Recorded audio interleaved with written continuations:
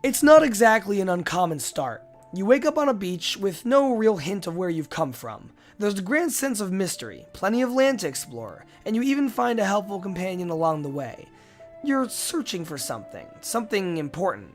The setup of Rise is familiar.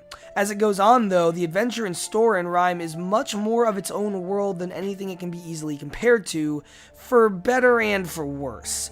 One part journey, one part Uncharted, RiME tells a dialogueless story that doesn't meet all of the marks that it could or should, but whose ideas left me truly contemplative at journey's end. A lot of its length revolves around puzzle design, but at the very beginning there's a lot of raw visual beauty to take in, so hey, let's start there. There's an obvious homage to the cel-shaded seaside visuals of Wind Waker in the design of RiME's world. As your young protagonist explores and meets the small fox spirit that will serve as guide and companion along the journey, there is a lot to see. RiME has an expertly well-unified visual style.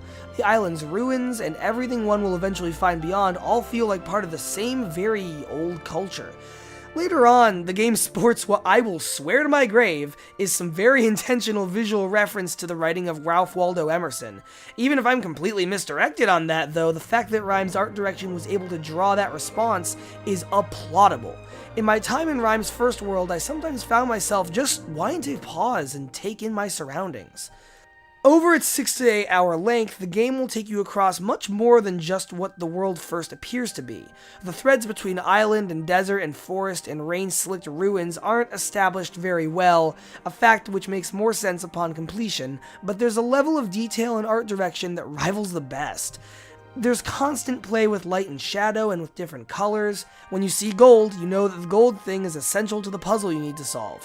When you see opalescent glowing teal, you know it's also important, but in a different way. There's some visual systems at work. As for the design of RiME's puzzles and 4 main worlds, I was both surprised and disappointed. Things start off strong. That first world is a beautiful and open island with plenty of little nooks and crannies to look through as the player sees fit. Once you complete the first puzzle, waking up a quartet of Princess Mononoke-like spirits to help you meet your adorable fox friend, things are off to a good start. You have a guide, but by then the game has already taught you that freedom is important. You can always go see how far you can climb down that ledge over there. Want to take a swim with some incandescent jellyfish? Breaststroke away. The puzzles that pepper the path through that game's first leg aren't revolutionary, but introduce some really cool concepts. The main character's voice is his key tool, shouting at glowing spirit-rich totems to awaken the small helpers within. You can even tap the triangle button to just sing to yourself at a moment of low energy or pause in the action. There are some block puzzles and even a couple that use random wildlife in the environment in kind of clever ways. The exploration is extremely Uncharted-like, from the cliffs below to the old crumbling structures above. It's an absolute shame, then, that no part of RiME after this first stretch is able to commit in the same way. Not long after everything I'm currently describing, you find yourself in a different locale where exploration is constantly and actively punished. Everything you were taught about how to interact with the world around you has suddenly been broken, and it is crazy to me that RiME opens with such a unified emphasis on freedom and then forces the player through running and hiding, trying to get to the next silently articulated objective. Even after that, RiME stays a lot more linear for a while from then on out. It's all stunningly beautiful, no doubt, but beauty can only go so far when it feels like the game bait and switched on its own initial promise. RiME's biggest frustration, though, is in its puzzle mechanics themselves. I noticed a pattern here.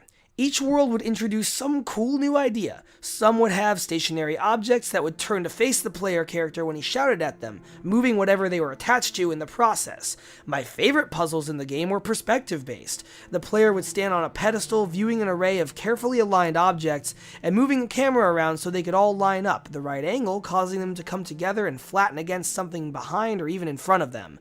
You can form a door, make something small turn big, anything potentially. The ideas in their infancy in RiME are nothing short of great. But here's the problem.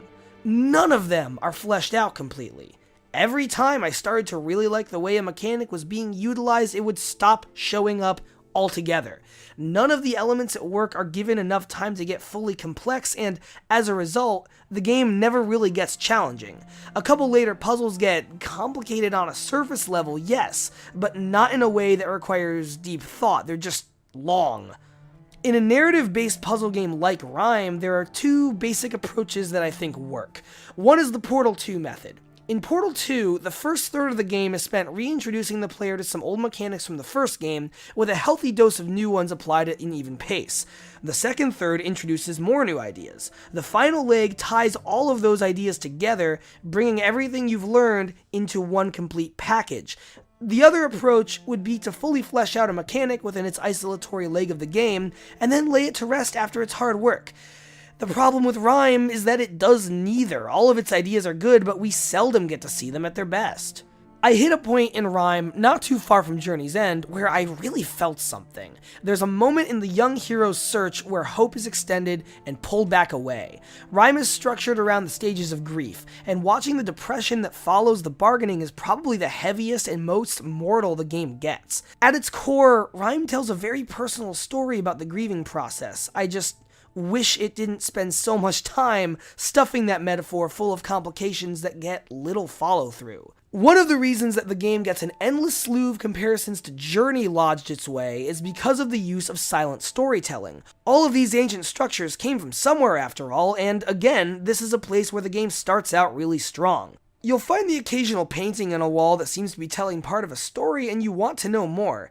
As things go on, though, the story becomes less and less comprehensible in its own subtext. There's a late-game twist that will change the player's perspective on the whole purpose of a lot of that subtle storytelling, and honestly, it just cheapens it all more. Storytelling through the white space is something that, when pulled off well, can create some of the more fascinatingly unique game settings out there. 2014's Transistor comes to mind as a personal favorite example. There, it's the articles on the terminals, the background files of characters, and the structure of the city itself that inform the player what it is they're trying to save. The problem with RiME's white space is that it doesn't inform at all, really. It kind of does the opposite.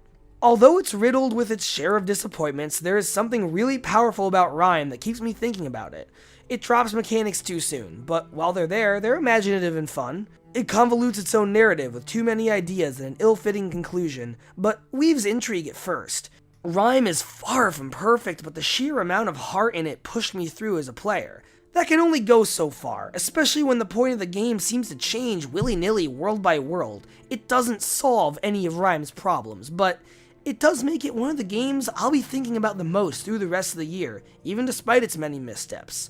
Even despite the fact that it's getting a middling score in this review, it is one of the few games to get such a score that I will be obsessively thinking about for a while to come, and that's worth something.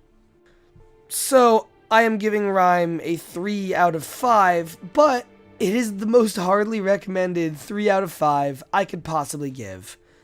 Thank you so much for watching this review. If you liked what you saw, a link to the full text review will be in the description for this video, and that link will take you right over to HeyPoorPlayer.com, our central hub where you can find more reviews, news, opinion pieces, all sorts of other really creative and beautiful articles by our lovely staff, who I love so very much.